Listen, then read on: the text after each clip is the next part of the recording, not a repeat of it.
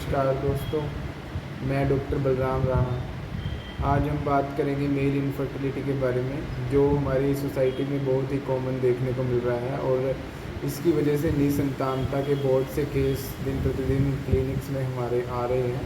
तो आज हम इसके बारे में जानने की कोशिश करेंगे। तो निसंतानता का मुख्य कारण क्या है? निसंतानता का मुख्य कारण है आहार विहार, यानी लाइफस्टाइल और फूड जो हम खा रहे हैं, एक्सरसाइज वगैरह।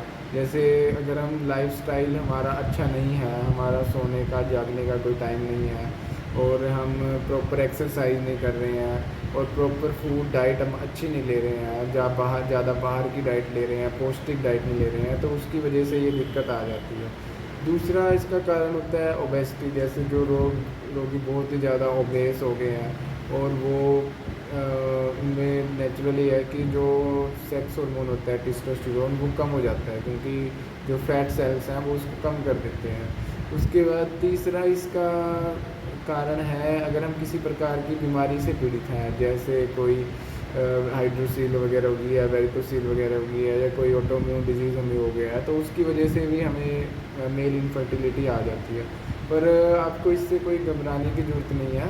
अगर हम अपना लाइफस्टाइल, फूड और आदतें सही करें तो इसमें हम बहुत ही जल्दी रिकवर हो सकते हैं। ज़्यादा इसमें केस आते हैं कि काउंट कम हो गया, मोटिलिटी कम हो गई, पस पड़ गई, कई बार पस भी पड़ी हो जाती है। तो उसमें जो बंदे ज़्यादा तला हुआ खा रहे हैं, फास्ट फूड, मीट मच्छी खा रहे हैं, ड्रिंक वगैरह कर रहे हैं, तो वो सब हम कम कराते हैं। साथ में पस सेल्स को घटाने की दवाई, मोटिलिटी को बढ़ाने की दवाई और काउंट को बढ़ाने की दवाई देते हैं। उससे पेशेंट बड़ी जल्दी ये स्पर्म काउंट का, जो मोटिलिटी का, जो इनफर्टाइल निसंतानता का पेशेंट है, उसमें बहुत ही अच्छे रिज़ल्ट आते हैं। इसके अलावा मेल इनफर्टिलिटी में पेशेंट आते हैं प्री मैच्योर इजैकुलेशन के आते हैं।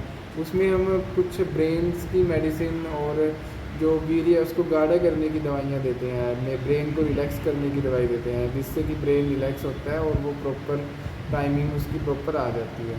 और इसके अलावा इसमें इरेक्टाइल डिसफंक्शन के भी पेशेंट आते हैं। इरेक्टाइल डिसफंक्शन में हम कुछ एक्सरसाइजेस बताते हैं पेशेंट्स को, कुछ योगासन्स बताते हैं, साथ में उसके अलावा मसाजेस बताते हैं, ऑयल की टेक्निक्स की कैसे मसाज करनी है, कौन से ऑयल्स हमने यूज़ करने हैं ताकि हमें इरेक्टाइल डिसफंक्शन ना आए।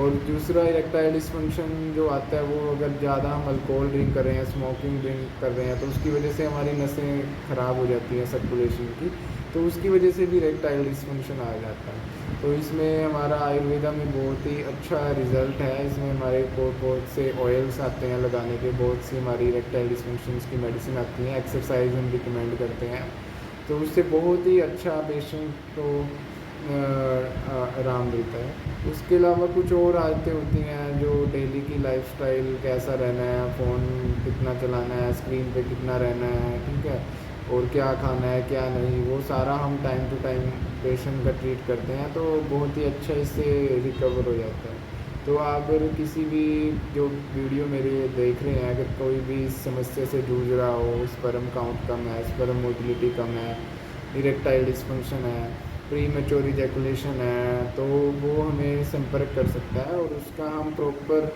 जो उसका कारण है, मतलब जिसकी वजह से वो बीमारी हो रही है, उसको हम प्रॉपर ट्रीट करेंगे और जड़ से उसकी बीमारी को हम ख़त्म करेंगे। धन्यवाद। आपको मेरी वीडियो अगर अच्छी लगी है तो हमारे चैनल को भी साथ साथ सब्सक्राइब करें, ताकि और ऐसी health related updates, health related videos, disease के बारे में आपको मैं बता सकूँ। धन्यवाद।